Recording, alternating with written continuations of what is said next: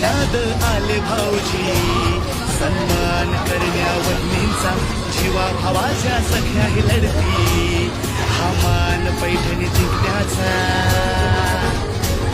विसरून घरच्या चिंता, आनंद घेऊया हसण्याचा, ऐकून नवीन उखाणे, गोडवा वाढवू नात्यांचा, धमाल मस्ती नाच गाण्यांचा, हा सोहळा सजला मैत्रिणीचा.